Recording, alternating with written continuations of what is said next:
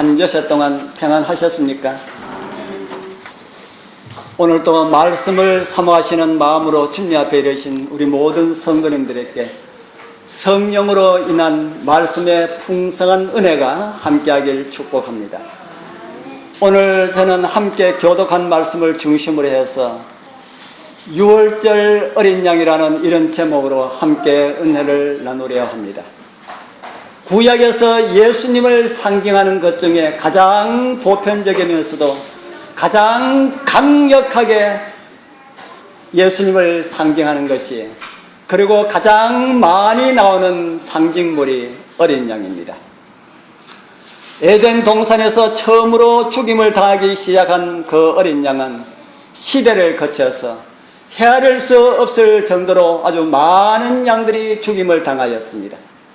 아마 그 죽임을 당한 어린 양들의 피를 한 곳에 모으면은 강과 같은 그런 물이 되지 않을까 그렇게 생각합니다. 왜 그렇게 수많은 양들이 죽어야 했습니까? 양들은 죽을 때마다 무엇을 생각하면서 죽었을까요? 그 양을 잡는 사람들은 무엇을 생각하면서 양을 잡았을까요? 나를 위해서 오실 하나님의 어린 양을 생각하라 라는 이런 말씀으로 그렇게 생각하라는 말씀입니다. 그렇게 수많은 양들이 죽임을 당하다가 이제 그 양의 죽임은 유월절과 마주치게 됩니다. 그리고 사도 바울을 통하여서 하나님께서는 우리에게 이런 말씀을 해주셨습니다. 고린도전서 5장 7절입니다. 우리 같이 읽어보겠습니다. 너희는 시작. 너희는 누룩 없는 자인데 새 덩어리가 되기 위하여 묵은 누룩을 내어버리라. 우리의 유월절 양 곧 그리스도께서 희생이 되셨느니라. 묵은 누룩은 예수 그리스도 없이 살아온 우리의 모든 삶을 의미를 합니다. 그리고 예수 그리스도의 누룩은 우리의 삶 속에 그의 누룩을 첨가한다면은 어린 양의 피의 누룩으로 반죽된 그 누룩을 우리의 삶에 첨가한다면 우리는 예수님처럼 변함을 받을 수밖에 없다는 사실을 누룩은 우리에게 가르쳐주고 있습니다. 누룩을 가루에 넣으면 가루가 변하기 싫어도 누룩이 들어가면 가루가 변하게 됩니다. 이처럼 예수 그리스도의 그 누룩이 우리의 마음 가운데 들어온다면 우리는 우리 자신의 의도가 주님을 좋아하게 되고 주님의 삶처럼 그렇게 변화될 것이다. 그렇게 성경은 우리에게 가르쳐주고 있습니다. 하늘나라가 좋다고 해서 교회는 나오지만은 심판이 있다 해서 심판을 받지 않으려고 교회는 나오지만은 아직 묵은 누룩을 버리지 못해서 교회에 나올 때마다 묵은 누룩 냄새를 풍기는 사람들이 많이 있습니다. 어쩌면은 저를 포함해서 앉아 계시는 우리 모두가 그 가운데 있는지 모른다 하는 겁니다. 오늘 하나님의 말씀 주시는 말씀을 통하여서 예수 그리스도의 갈바리에서 흘리신 그 피의 누룩을 내 삶 속에 다 첨가하게 되길 바랍니다. 그러면은 내가 아닌 그 누룩이 나의 삶을 변화시켜서 정말 우리 예수님과 같은 그런 품성을 가지게 되는 그런 은혜가 나타나게 될 줄 믿습니다. 그러면 어떻게 하면은 그리스도의 피가 그 피의 누룩을 우리의 삶 속에 접목을 시킬 수가 있을까? 출애굽 전에 백성들을 통하여서 교훈을 얻어서 준비하는 그런 시간 되길 바랍니다. 첫 번째 드릴 말씀은 어린 양을 준비하라는 말씀입니다. 출애굽기 12장 3절에 있는 말씀을 보겠습니다. 우리 같이 읽어보겠습니다. 너희는 시작. 너희는 이스라엘 회중에게 고하여 이르라. 이달 열흘에 너희 매인이 어린 양을 취하지니 각 가족대로 그 식구를 위하여 어린 양을 취하되. 이 말씀이 무슨 말씀일까? 좀 더 잘 이해하기 위하여서 공동 번역 하나 더 보겠습니다. 너희는 이스라엘 모든 회중에게 알리라. 이달 10일에 사람마다 한 가문에 한 마리씩, 한 집에 한 마리씩 새끼 양을 마련해 놓아라. 이렇게 읽어봐도 잘 모르겠습니다. 그래서 좋은 것은 우리에게 아주 참 많은 번역본이 있어서 참 좋습니다. 다른 번역본 하나 보겠습니다. 이거는 현대인의 성경이라고 하는 성경입니다. 모든 이스라엘 백성에게 이달 10일에 각 가족 단위로 어린 양을 한 마리씩 준비하게 하라. 어떤 말씀입니까? 다 비슷한 말씀이지만 조금 더 이해가 되는 그런 말씀이지요. 구원을 위하여서 애굽인들처럼 죽임을 당하지 않도록 하기 위하여서 무엇을 준비하라는 말씀입니까? 무엇을 준비하라고요? 어린 양을 준비하라. 어린 양을 준비하라. 이제 곧 애굽의 장자를 치는 멸망의 재앙이 올 것인데 그 재앙을 피하는 길은 뭐밖에 없다는 걸 가르쳐 줍니까? 어린 양을 준비하는 길밖에 없다 하는 겁니다. 6월절 어린 양의 피는 애굽인들의 장자를 멸하는 그런 가운데서도 그 피 안에 있었던, 다시 말해서 피의 반죽 안에 있었던 순종의 백성들에게는 보호하는 하나님의 능력이 되었습니다. 그처럼 예수 그리스도의 보혈은 이 세상에서 악의 세력의 위험으로부터 보호를 받는 하나님의 손길이 될 것이다. 그렇게 성경은 우리에게 가르쳐주고 있습니다. 우리 성도님들 다 예수님의 보혈 안에서 보호함을 받고 승리하는 백성들 다 되길 바랍니다. 이스라엘을 출애굽시키기 위하여서 애굽에 몇 가지 재앙이 내렸습니까? 출애굽기 7장에 보면은 10가지 재앙이 애굽에 내린 것이 나오고 있습니다. 제일 첫 번째 재앙이 어떤 재앙입니까? 출애굽기 7장 17절에 보면은 여호와가 이같이 이르노니 내가 이로 인하여 나를 여호와인 줄 알리라 하셨느니라. 볼지어다 내가 내 손에 지팡이로 하수를 치면은 그것이 무엇이 되고요? 그것이 피로 변하고 하수에 고기가 죽고 그 물에서 악취가 나리니. 여러분들 아침에 물을 마시기 위하여서 생수를 컵에 따랐는데 물이 나오지 않냐고 피가 나온다면 여러분들 어떻게 하겠습니까? 그뿐 아닙니다. 세수를 하기 위해서 수돗물을 틀었는데 물이 나오지 않냐고 피가 콸콸콸콸 나온다. 어떻게 하겠습니까? 그런 세상에 사람이 살 수가 있겠는가? 이렇게 물이 피가 되는 이 재앙으로부터 시작해서 이제 곧 있을 장자가 죽는 그 재앙까지 10가지 재앙이 애굽에 내렸습니다. 그러한 재앙들은 마지막 시대에 하나님의 백성들이 하늘에 가기 전에, 그러니까 예수님께서 이 땅에 오시기 바로 직전에 이 세상에 내려질 하나님의 자비가 섞이지 아니하는 그런 하나님의 재앙임을 가리키는 것임을 우리는 성경을 통해서 이해하게 됩니다. 이스라엘이 출애굽하기 전에 내렸던 똑같은 그런 재앙들이 이 마지막 세상에도 내리게 될 것임을 성경은 말을 하고 있습니다. 우리 요한계시록에 있는 말씀을 하나 보도록 하겠습니다. 요한계시록 15장 1절 말씀 우리 같이 읽어보겠습니다.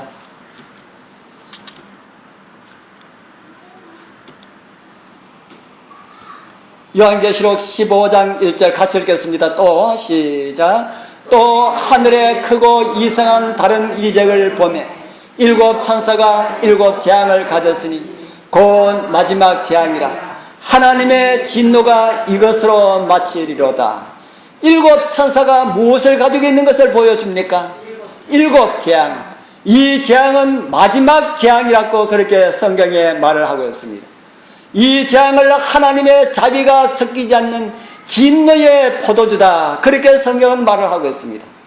그리고 16장에는 그 재앙이 내리는 모습을 기록을 하고 있습니다.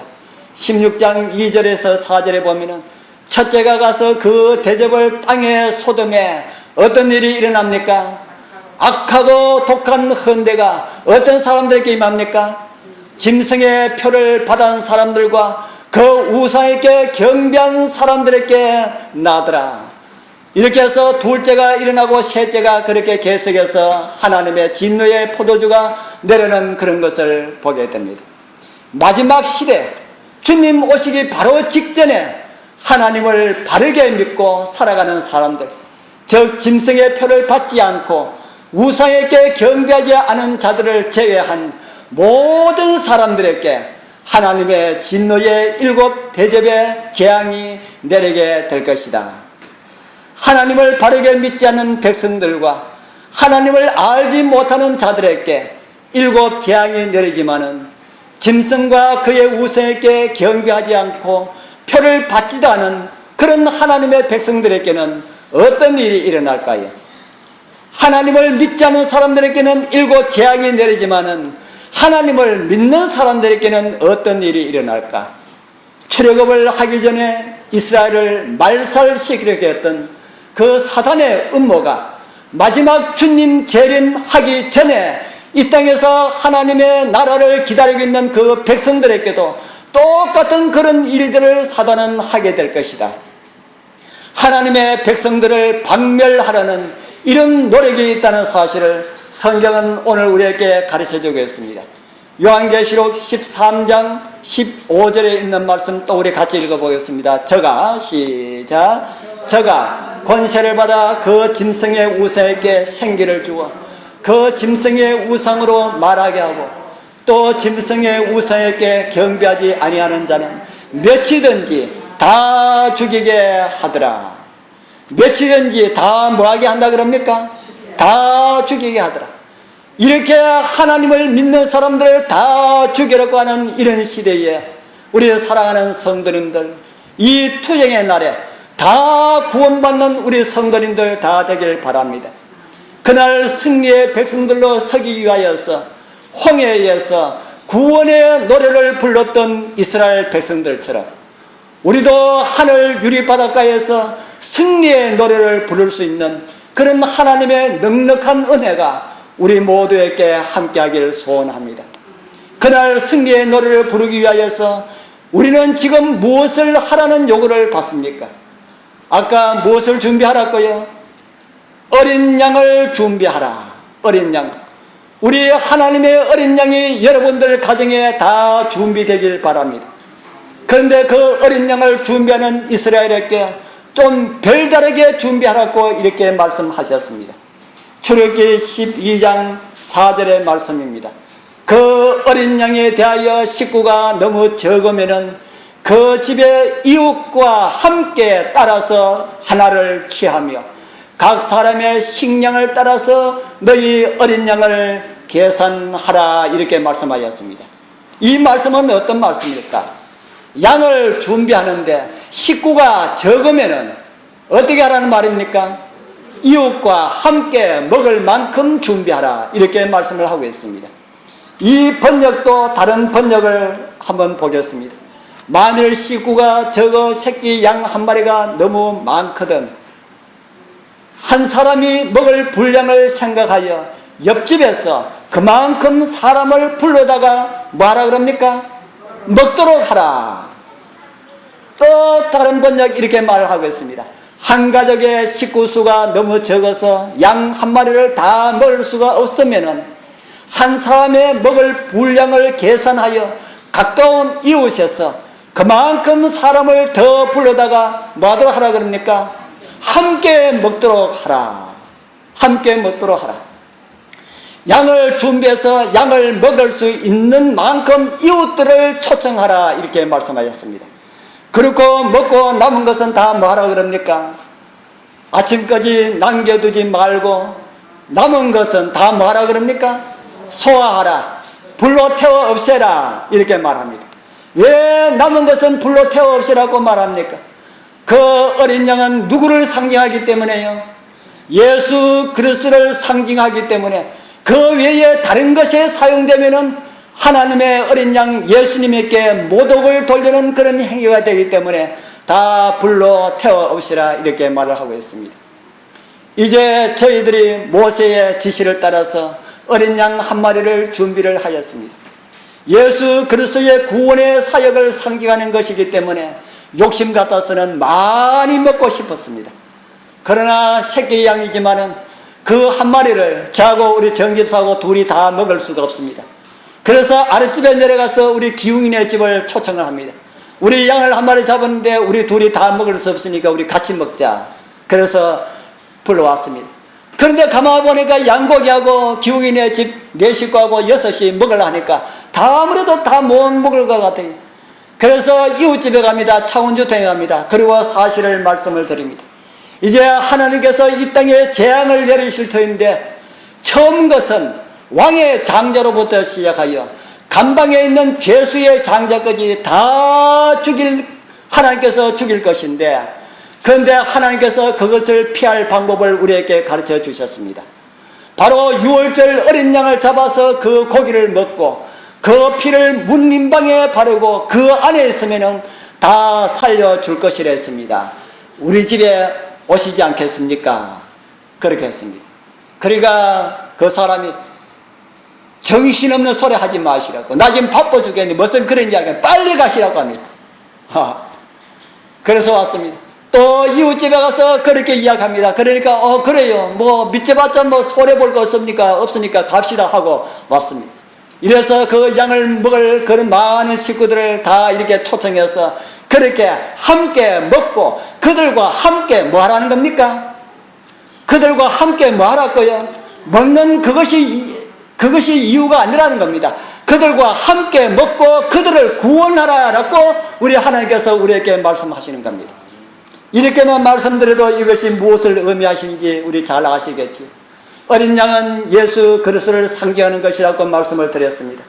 예수님께서 직접 이런 말씀을 주셨습니다. 요한복음 6장 53절 우리 같이 읽어보겠습니다. 예수께서 가로사대 내가 곧 생명의 떡이니 내게 오는 자는 결코 줄이지 아니할 터이요 나를 믿는 자는 영원히 목마르지 아니하리라. 예수께서 무엇이라 하셨습니까? 생명의 떡이다. 나는 생명의 떡이다. 이렇게 말씀하셨습니다. 그리고 요한복음 6장 53절에는 또 이렇게 말씀하셨습니다. 예수께서 이르시되 내가 진실로 너에게 이르노니 인자의 살을 먹지 아니하고 인자의 피를 마시지 아니하면 너희 속에 뭐가 없다고요? 생명이 없다. 이제 무슨 말씀을 드리라는지 아마 여러분들 다 감을 잡을 것이라 생각이 듭니다. 우리는 예수 그리스도를 모심으로 영생의 떡을 준비하는 것입니다. 우리가 준비하는 예수 그리스도의 생명의 떡은 몇 명분이겠습니까? 예수 그리스도 우리에게 주신 그 어린 양 예수 그리스도의 생명의 떡은 몇 명분일까요? 우리 장유교의 성도님들 다 먹고 남겠습니까? 모자라겠습니까? 어떻겠습니까? 우리 예수님께서 우리에게 제공하신 그 생명의 떡은 우리 장유교의 성도들이 다 먹고 남겠습니까? 모자라겠습니까? 남는다. 그러면 어떻게 해야 됩니까? 남는 거 태우느니 누구 주자? 이웃에게 나누어 주자. 그래서 우리 이웃들에게 가서 초청하라. 그렇게 말씀을 하고 있습니다. 장유 시민이 다 먹고도 남겠습니까? 모자라겠습니까? 장유 시민이 다 먹고도 남는다. 우리가 준비한 이 생명의 떡은 하나님께서 준비하신 하나님의 어린 양은 지구상의 모든 사람들이 다 먹고도 남을 수 있을 만큼의 양이다. 그렇게 성경은 우리에게 가르쳐 주겠습니다. 그렇기 때문에 저는 그 생명의 떡을 인하여 정말 감사합니다. 나같이 부족한 사람도 떡이 모자라서 못 먹는 일은 없겠구나. 그렇게 생각하니까 얼마나 감사한지 모릅니다.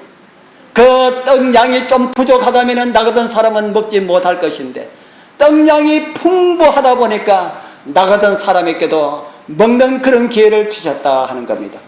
그런데 우리가 가진 이 떡을 아침까지 남겨두면 뭐하라 그랬습니까?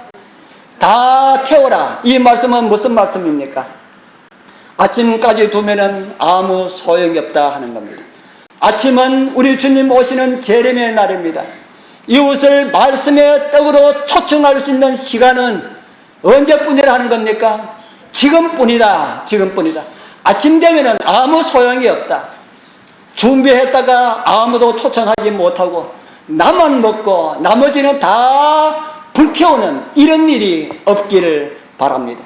나 혼자라도 먹고 그렇게 하면은 먹지 않고 준비하지 못하는 것보다는 훨씬 낫지만은 그보다 더 나은 것은 더 많은 사람들을 이 생명의 떡의 혜택을 볼 수 있도록, 그리고 하나님의 진노의 포도주의 잔을 받지 않도록 이웃을 더 많이 초청하여서 안식일마다 벌어지는 생명의 떡의 파티에 더 많은 사람들을 참여할 수 있도록 함께 모으는 그런 은혜가 우리 모두와 함께하기를 축복합니다.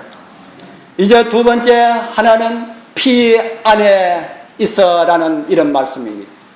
그렇게 양을 준비한 가정에서는 어떻게 하라 그럽니까? 출애굽기 12장 6절에서 9절입니다. 아주 중요한 말씀이기 때문에 우리 같이 한번 읽어보겠습니다. 이달 시작. 이달 14일까지 간직하였다가 해질 때에 이스라엘 회중이 그 양을 잡고 그 양을 먹을 집 문 좌우 설주와 인방에 바르고 그 밤에 그 고기를 불에 구워 무교병과 쓴나물과 아울러 먹되 난로나 물에 삶아서나 먹지 말고 그 머리와 정갱이와 내장을 다 불에 구워 먹고, 어린 양을 준비해서 잘 모시고 있으라 그럽니까? 어린 양을 준비해서 잘 모시고 있으라 그럽니까? 뭐라고 합니까? 잡으라! 잡으라! 누가 잡으라고 합니까? 누가 잡으라 합니까? 어린 양을 준비를 했다가 누가 잡으라고 합니까? 아버지 혼자 잡으라 합니까? 초청해온 손님들은, 초청해온 사람들은 손님이기 때문에 참여하지 말고 우리 손님들은 이곳에서 구경하시고 양 잡는 거 구경하십시오 하고 이렇게 하라 그럽니까? 자식들은 어리기 때문에 보이지 않는 곳에, 자식들은 양 잡는 거 보는 거 좋지 않아. 너희들은 보이지 않는 곳에 저 멀리 가 있다가 다 잡고 난 다음에 고기 먹을 때만 오느라 이렇게 말했습니까? 그곳에 모인 모든 사람들이 뭐라고 합니까? 같이 잡아라. 같이 잡아라. 잡을 때는 아마 어린 아이들이 있었다면 아마 그 아이가 아빠한테 아빠 그 양 좀 아프지 않게 하세요 이렇게 말을 했을 것입니다. 그렇다면 그럴 때에 아빠는 그 아이에게 함께 양을 잡으면서 무슨 이야기를 해줄 수가 있었겠습니까? 이 양은 우리 죄를 위하여서 오신 하나님의 아들을 상징하는 것이란다. 바로 하나님께서 우리를 위해 오셔서 이 양처럼 사람들에게 곤욕을 당하고 그리고 아무런 죄가 없지만은 우리를 구원하기 위하여서 가장 무서운 죄인이 당하는 그런 십자가에 죽으시기 위하여서 십자가를 지고 골고다로 오르시어 우리를 위해서 이렇게 죽임을 당하셨단다. 아마 그렇게 가르쳐주지 않았을까 하는 생각이 듭니다. 잡는 것뿐 아니라 먹는 것도 같이 먹어라. 잡는 것도 같이 잡고 먹는 것도 같이 먹어라. 그렇게 말합니다. 교회에서 은혜는 누가 받아야 합니까? 말씀을 전하는 자가 은혜를 받아야 합니까? 말씀을 듣는 사람이 은혜를 받아야 합니까? 말씀을 듣는 사람만도 아니고 말씀을 전하는 사람도 아니고 말씀의 은혜는 듣는 자와 모든 사람들이 함께 은혜를 받아야 합니다. 함께 양을 잡는 그 일에 동참하라 그렇게 말씀을 하고 있습니다. 어떤 분들은 이야기를 합니다. 설교 약하게 해서 안 된다 그렇게 이야기합니다. 강하게 해라. 강하게 해라. 그래야만이 사람들이 듣고 회개하는 그런 마음을 가질 수 있지 이렇게 이야기합니다. 저도 젊은 시절 집사로 있을 때에 그런 설교 많이 했습니다. 앉아있는 분들이 다 장로님이고 저보다 연세가 다 많으시고 신앙의 연륜들이 다 많으신 분들 앞에서 설교하면서 이렇게 해서 구원 받겠습니까? 회개하십시오 하고 이렇게 설교를 해드렸습니다. 몽둥이를 가지고 치는 것이 설교 잘하는 것인 줄 알고 그렇게 많이 했습니다. 그렇게 하고 나면 오늘 설교 잘했다 하는 그런 생각이 들어야만이 잘한 것인 줄 그렇게 생각했었습니다. 저는 그렇게 해야만이 듣는 분들이 은혜를 많이 받는 줄 알았습니다. 그런데 어느 날 설교 시간에 대해서 제가 자녀 교육에 대해서 준비를 했습니다. 애가 이제 겨우 걸음마 시작하는 사람이 무슨 자녀 교육에 대해서 잘 알겠습니까? 하나님 말씀으로 자녀 교육에 대해서 설교를 쫙 했는데 그 설교를 들은 사람이 그 당시에 제가 20대 후반인데 설교 들으신 분이 한 40대 후반쯤 되신 분이 하는 말이, 그래, 건지사도 나중에 아이들 교육을 어떻게 시키는지 한번 봅시다. 그렇게 이야기해요. 제가 아이를 교육을 시켜봤지, 그 이야기를 듣고 나니까 교육을 잘 시켜야 될 건데 하는 생각이 들었습니다. 저는 설교를 준비할 때에 다른 사람들 이거 듣고 어떻게 하라고 그렇게 준비한 것이 아니고, 나는 이렇게 아이를 키워봐야 되겠다 하는 이런 마음으로 준비를 했는데 듣는 사람이 그렇게 듣더라 하는 겁니다. 우리 사랑하는 성도님들, 제가 하나님 말씀을 전할 때에 칼과 같이 예리함이 없어도 여러분들 이해하시길 바랍니다. 제가 그래서 채찍으로 두드려 패는 설교 하지 않기로 제가 아주 결심을 했습니다. 그런 결심을 해도 그렇게 몽둥이를 휘두르는 이런 설교를 하지 않아도 어떨 때는 들으신 분들이 마음이 괴로워서 들려오는 이래가 그 설교 나보게 했지 하신 분들이 있더라고요. 지금 여기 앉아 계신 분은 없습니다. 우리 사랑하는 성도님들이시여, 우리의 칼날, 우리의 몽둥이는 성도들끼리 휘둘러서는 되지 않습니다. 오늘 우리 출애굽기에 나타난 그 사건을 통해서 우리가 배워야 할 교훈은, 우리의 모든 몽둥이와 우리의 칼날을 누구에게 향하라 그럽니까? 6월절 양을 통해서 얻은 교훈은, 칼과 몽둥이는 다 어린 양에게 향하라. 칼과 몽둥이는 다 예수 그리스도에게만 향하여야 된다. 그렇게 말씀을 하고 있습니다. 이 말씀은 교회에서 예수님을 대적하라는 이런 말씀이 아닙니다. 교회에서 예수님을 보고 소리소리 질러라는 이런 말씀이 아닙니다. 하나님을 믿는 백성들이 죄를 통렬하게 자복하고 정말 회개하는 이런 마음을 가지라는 이런 말씀입니다. 그럴 때에 우리의 죄는 다시 우리 주님의 가슴을 찌르는 양을 잡는 칼과 같은 것이 될 것이다. 그러한 통일한 심령들을 많이 가질수록 우리 주님께서는 십자가의 즐거움을 인하여 기뻐하신다는 사실을 잊지 말기를 바랍니다. 그리고 예배드리는 시간, 우리 함께 양을 잡아 나누는 그런 시간임을 잊지 말기를 바랍니다. 그렇게 함으로 우리의 시선을 온전히 주님께 향하게 되어서 함께 은혜 충만한 이런 복된 시간들이 예배드리는 시간이 되길 소원합니다. 함께 양을 잡아서 양의 피를 어떻게 하라고 합니까? 고기를 먹을 집 좌우 설주와 인방에 바르라. 그리고 고기를 먹을 때는 어떻게 먹으라 했습니까? 출애굽기 12장 11절 우리 같이 읽어보겠습니다. 너희는 시작. 너희는 그것을 이렇게 먹을지니 허리에 띠를 띠고 발에 신을 신고 손에 지팡이를 잡고 급히 먹으라. 이것이 여호와의 유월절이니라. 이 말씀은 또 무슨 말씀일까요? 허리에 띠를 띠고 발에 신을 신고 손에 지팡이를 듣고, 이 모습은 뭐하는 모습입니까? 오늘날로 말하면 무슨 모습입니까? 등산 가는 모습 아닙니까? 등산 가는 모습. 등산 준비하면서, 등산 가는 준비를 하면서 아침을 먹으면서 낚시 이야기를 하면은 짜증이 날까요? 반대로 낚시 가려고 준비하면서 아침을 먹는데 등산 이야기를 하면은 기분이 좋아질까요? 소돔성의 롯의 부인은 왜 소돔 기둥이 되었을까? 소돔에서 나오던 롯의 부인은 왜 소돔 기둥이 되었을까?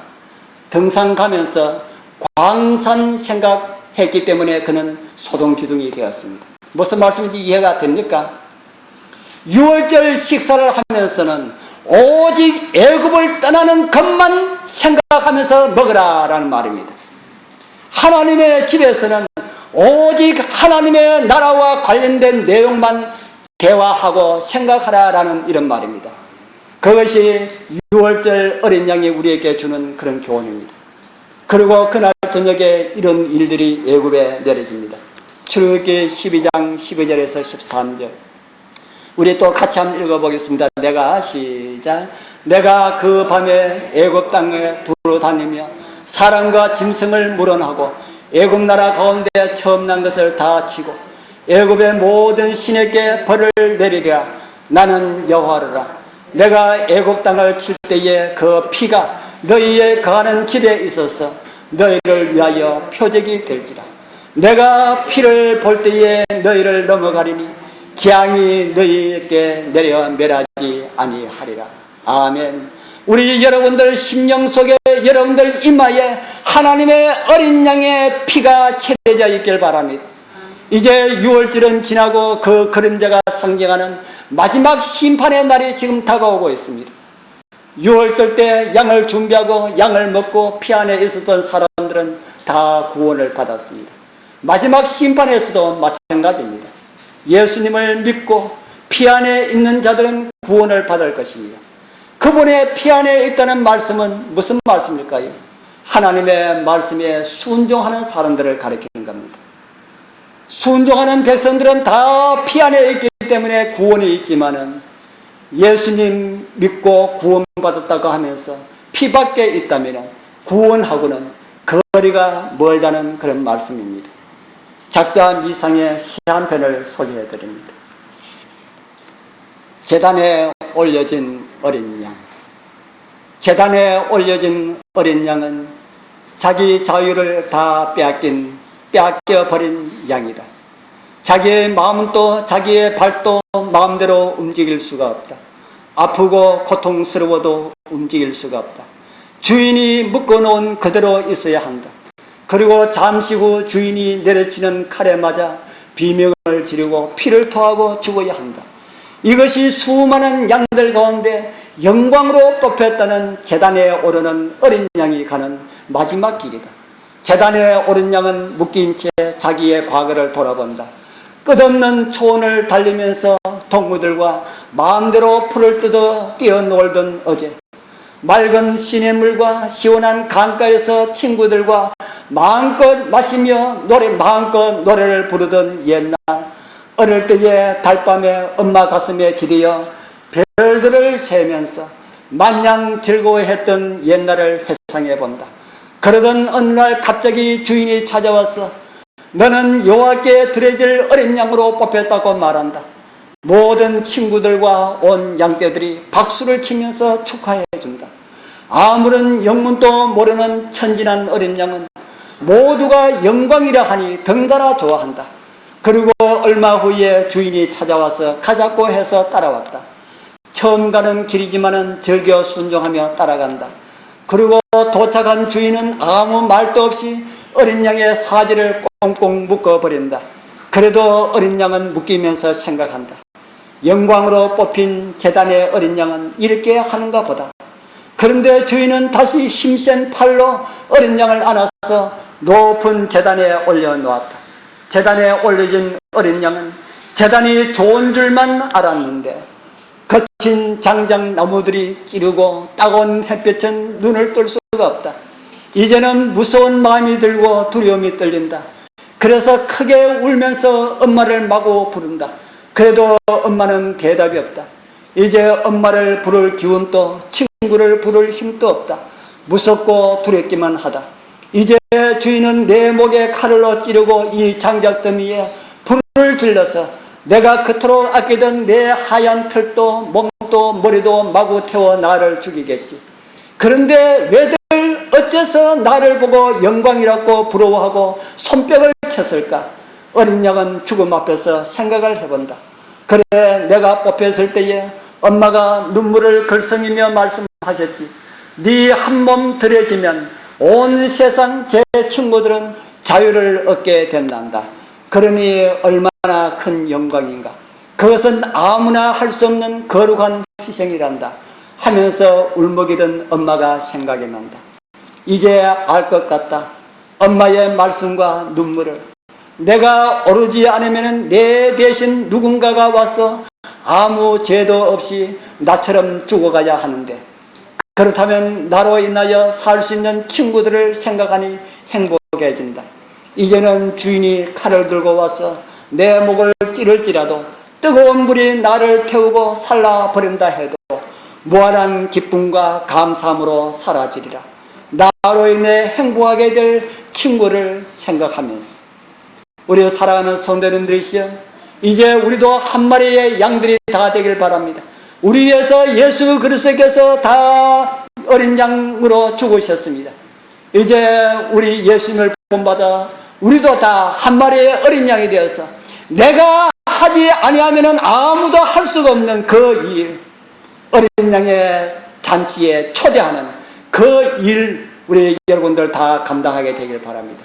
그리고 주님의 심장으로 살다가 나를 위해 몸을 사르신 그 주님 오시는 그날 기쁨으로 주님을 뵙게 되기를 축복합니다. 기도드리겠습니다.